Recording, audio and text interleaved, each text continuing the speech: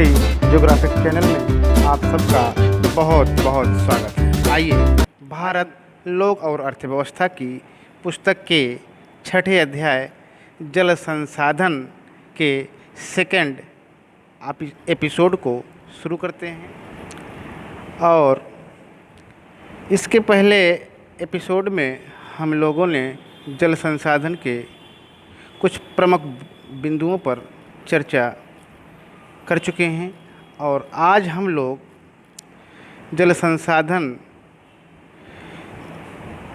में जल प्रदूषण का निवारण के बारे में हम लोग अध्ययन करेंगे। जल प्रदूषण का निवारण उपलब्ध जल संसाधनों का तेजी से निम्नीकरण हो रहा है और इस प्रकार से देश की मुख्य नदियों के प्रायः पहाड़ी क्षेत्रों के ऊपरी भागों तथा कम बसे क्षेत्रों में अच्छी जल गुणवत्ता पाई जाती है। मैदानों में नदी जल का उपयोग गहन रूप से कृषि, पीने, घरेलू और औद्योगिक उद्देश्यों के लिए किया जाता है। आगे हम लोग देखेंगे अपवाहिकाओं के साथ कृषिगत, घरेलू और औद्योगिक स्राव नदी में मिल जाते हैं। नदियों में प्रदूषकों का संकेंद्रण गर्मी के मौसम में बहुत अधिक क्योंकि उस समय जल का प्रवाह कम होता है। आगे हम लोग देखेंगे केंद्रीय प्रदूषण नियंत्रण बोर्ड राज्य प्रदूषण नियंत्रण बोर्ड के साथ मिलकर 507 स्टेशनों की राष्ट्रीय जल संसाधन की गुणवत्ता का मॉनिटरिंग किया जा रहा है और इन स्टेशनों से प्राप्त किया गया आंकड़ा दर्शाता है कि जैव और जीवाणुविक संदूषण नदियों में प्रदूषण का मुख्य स्रोत है। दिल्ली और इटावा के बीच यमुना नदी देश में सबसे अधिक दूसरी प्रदूषित नदी, अहमदाबाद में साबरमती, लखनऊ में गोमती, मदुरई में काली, अडयार, कूवम, वैगई, हैदराबाद में मूसी तथा कानपुर और वाराणसी में गंगा है। भौम जल प्रदूषण देश के विभिन्न भागों में भारी विषैली धातुओं, फ्लोराइड्स, नाइट्रेट्स के संकेंद्रण के कारण वैधानिक व्यवस्थाएं जैसे जल अधिनियम 1974 और पर्यावरण सुरक्षा अधिनियम 1986 प्रभावपूर्ण ढंग से कार्यान्वित नहीं हुए हैं। परिणाम स्वरूप यह है कि 1997 में प्रदूषण फैलाने वाले 251 उद्योग नदियों और झीलों के किनारे स्थापित किए गए थे।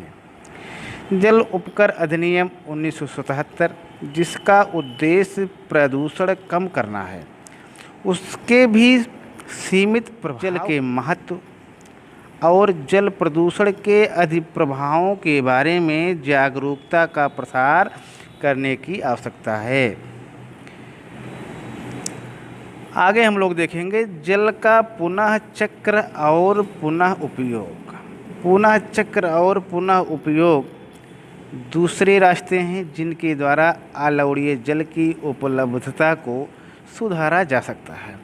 कम गुणवत्ता के जल का उपयोग जैसे शोधित अपशिष्ट जल उद्योगों के लिए एक आकर्षक विकल्प है और जिसका उपयोग शीतलन एवं अग्निशमन के लिए करके वे जल पर होने वाली लागत को कम कर सकते हैं। इसी तरह से नगरीय क्षेत्रों में स्नान और बर्तन धोने में प्रयुक्त जल को बागवानी के लिए उपयोग में लाया जा सकता है। वाहनों को धोने के लिए प्रयुक्त जल का उपयोग भी बागवानी में किया जा सकता है। इससे अच्छी गुणवत्ता वाले जल का पीने के उद्देश्य के लिए संरक्षण होगा। वर्तमान में पानी का पुनः चक्रण एक सीमित माप में किया गया है, फिर भी पुनः चक्रण द्वारा पुनः पूर्ति योग्य जल की उपादेयता। आगे हम लोग देखेंगे जल संभर प्रबंधन। जल संभर प्रबंधन से तात्पर्य मुख्य रूप से धरातलीय और भौम जल संसाधनों के दक्ष प्रबंधन से है। इसके अंतर्गत बहते जल को रोकना और विभिन्न विधियों जैसे अंतःस्रवण, तालाब पुनर्भरण, कुओं आदि के द्वारा भौम जल का संचयन और पुनर्भरण शामिल। तथापि विस्तृत अर्थ में जल संभर प्रबंधन के अतिरिक्त सभी संसाधनों, प्राकृतिक और जल संभर सहित मानवीय संसाधनों के संरक्षण, पुनरुत्पादन और विवेकपूर्ण उपयोग को सम्मिलित किया जाता है। जल संभर प्रबंधन का उद्देश्य प्राकृतिक संसाधनों और समाज के बीच संतुलन लाना है। जल संभर व्यवस्था की सफलता मुख्य रूप से संप्रदाय के सहयोग पर। आगे हम लोग देखेंगे कि केंद्रीय और राज्य सरकारों ने देश में बहुत से जल संभर विकास और प्रबंधन कार्यक्रम चलाए हैं। इनमें से कुछ गैर सरकारी संगठन द्वारा भी चलाए जा रहे हैं। हरियाली केंद्र सरकार द्वारा परिवर्तित जल संभर विकास परियोजना है, जिसका उद्देश्य ग्रामीण जनसंख्या को पीने, सिंचाई, मत्स्य पालन और वन रोपण के लिए जल संरक्षण के लिए योग्य बनाता है। और आगे देखेंगे परियोजना लोगों के सहयोग से ग्राम पंचायतों द्वारा निष्पादित। आगे हम लोग देखेंगे कुछ क्षेत्रों में जल संभर विकास परियोजनाएं पर्यावरण और अर्थव्यवस्था का कायाकल्प करने में सफल हुई हैं। फिर भी सफलता कुछ ही कहानियां हैं। अधिकांश घटनाओं में कार्यक्रम अपनी उदीयमान अवस्था पर ही देश में लोगों के बीच जल संभर विकास और प्रबंधन के लाभों को बताकर जागरूकता उत्पन्न करने की आवश्यकता है। और इस एकीकृत जल संसाधन प्रबंधन उपागम द्वारा जल उपलब्धता सतत पोषणीय आधार पर निश्चित रूप से। आगे हम देखेंगे वर्षा जल संग्रहण। वर्षा जल संग्रहण विभिन्न उपयोगों के लिए वर्षा के जल को रोकने और एकत्र करने की विधि है।